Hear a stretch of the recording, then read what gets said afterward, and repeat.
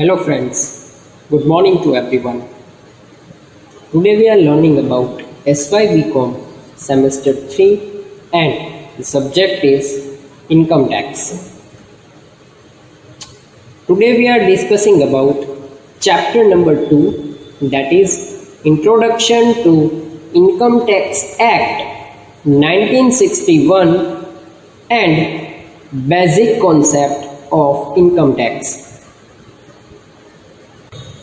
In today's online session, we have to learning about different short notes including in income tax. So let's start with the first short note, that is income tax. Number 1, income tax. Okay, I will show you the definition.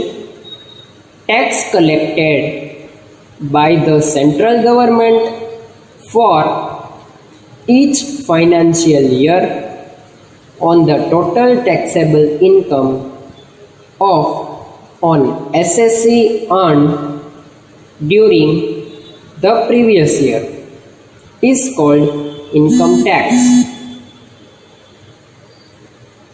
SSC એટલે કે જે વ્યક્તિ જે છે જે tax ભરનાર છે તેને SSC તરીકે ઓળખવામાં આવે છે, તેની પણ વ્યાખ્યા આપણે આગળ જોશી. પણ ઇન્કમ ટેક્સની વ્યાખ્યા હું ફરીથી રિપીટ કરું છું.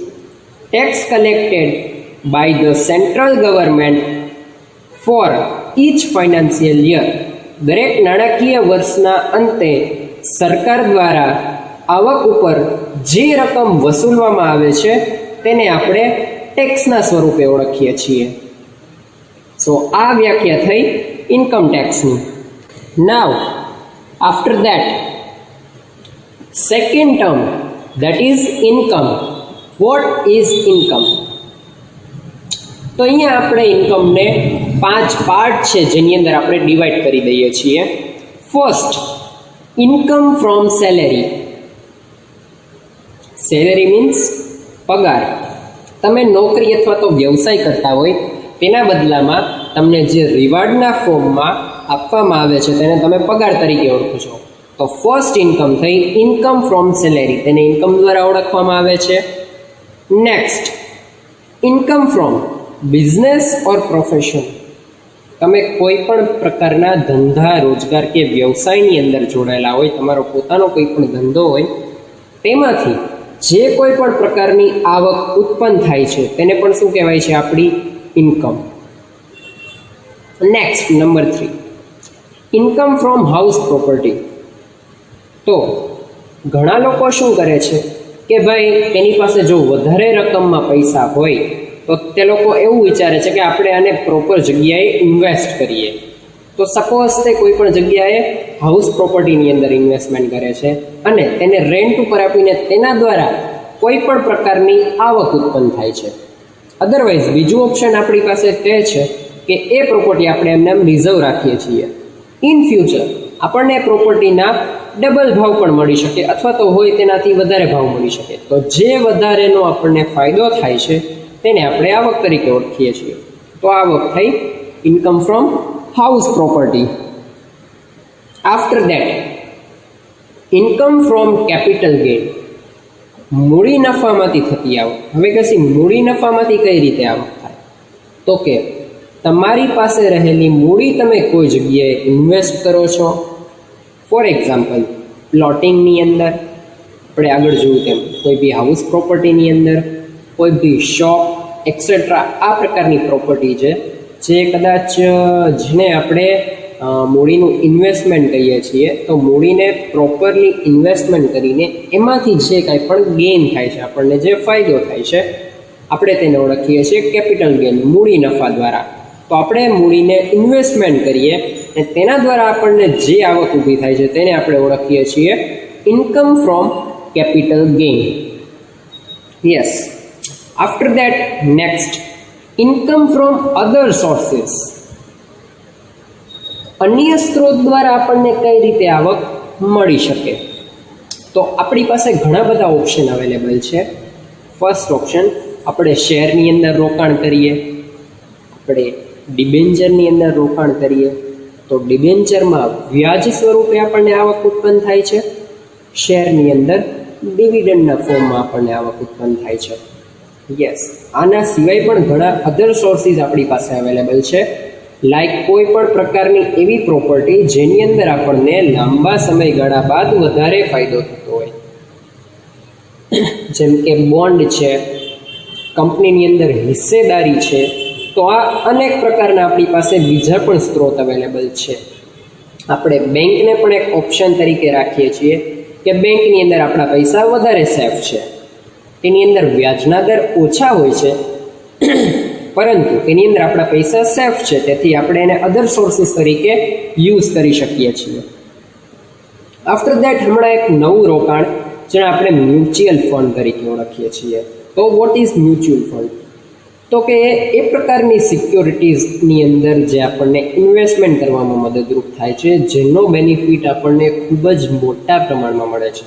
Yes, that is subject to the market risk. આ એક પ્રકારનું રિસ્કી ઇન્વેસ્ટમેન્ટ કહી શકાય કે જેનો ફાયદો ખૂબ જ લાંબા અંતરના સમયગાળા દરમિયાન મળે છે, પરંતુ that is the source of finance. જો માર્કેટ છે એકદમ અપ જોવા મળે તો મ્યુચ્યુઅલ ફંડની અંદર ઇન્વેસ્ટમેન્ટ કરેલું હોય તો તેની અંદર પણ આપણને સારું રિટર્ન મળે છે. સો દેટ આ પ્રકારના આપણી પાસે અધર સોર્સિસ છે જેમાંથી આપણને આવક ઉત્પન્ન થાય, તેને કહેવાય છે ઇન્કમ ફ્રોમ અધર સોર્સિસ. તો આ રીતે આપણે જોયું. પોઈન્ટ નંબર બી, ઇન્કમની અંદર આપણી પાસે ટોટલ 5 સોર્સિસ અવેલેબલ છે. હું ફરીથી રિપીટ કરું છું. Income from salary, second income from business or profession, number 3 income from house property, number 4 income from capital gain, number 5 income from other source. Next term આપણી પાસે છે SSC. SSC means a person paying tax under this act. SSC includes some kinds of terms also. ગુજરાતીમાં આપણે તેને સમજીએ તો જે વ્યક્તિ ટેક્સ પે કરે છે એ વ્યક્તિને આપણે એસએસસીના નામથી ઓળખીએ છીએ. એની માટેની ટર્મ્સ છે કે કયા વ્યક્તિને આપણે એસએસસી તરીકે ઓળખીએ છીએ. તો ફર્સ્ટ છે અ લિવિંગ પર્સન. કોઈ પણ જીવંત વ્યક્તિ જે છે તેને આપણે એસએસસી તરીકે ઓળખીએ છીએ. જે વ્યક્તિ પોતાનો રેગ્યુલરલી ટેક્સ પે કરે છે એ પર્સનને લિવિંગ પર્સન તરીકે ઓળખવામાં આવે છે. ઇન્ડિવિજ્યુઅલ પર્સન જેને આપણે અ લિવિંગ પર્સન તરીકે ઓળખીએ છીએ. સો દેટ ઇઝ એસએસસી, એટલે કે tax payer. Now second one, an artificial person. Artificial person એટલે એવું જેને ગવર્મેન્ટે સજીવ ન હોવા છતાં પણ એક લિવિંગ પર્સન તરીકેનું અસ્તિત્વ આપેલ હોય.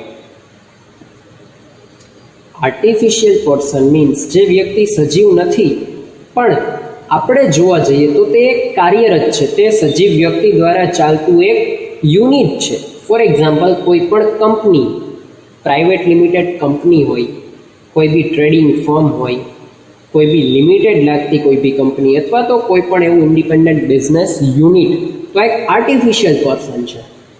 કેમ કે તેની અંદર વ્યક્તિ દ્વારા કાર્ય લેવડાવવામાં આવે છે. તો આપણે એવું કહી શકીએ that is a one an artificial person. After that number 3, deemed assessee. What is deemed assessee? એટલે કેવું વ્યક્તિ, કોઈ બી ટ્રસ્ટ ચાલતું હોય તો તેના ટ્રસ્ટીને આપણે ડીમ્ડ એસેસી તરીકે કહીએ. યસ, અથવા તો કોઈ બી રિપ્રેઝેન્ટેટિવ એટલે કે ઉત્તરાધિકારી, કોઈ બી નોન રેસિડેન્શિયલ પર્સન છે. યસ, તો આપણે તેને પણ ડીમ્ડ એસેસી તરીકે.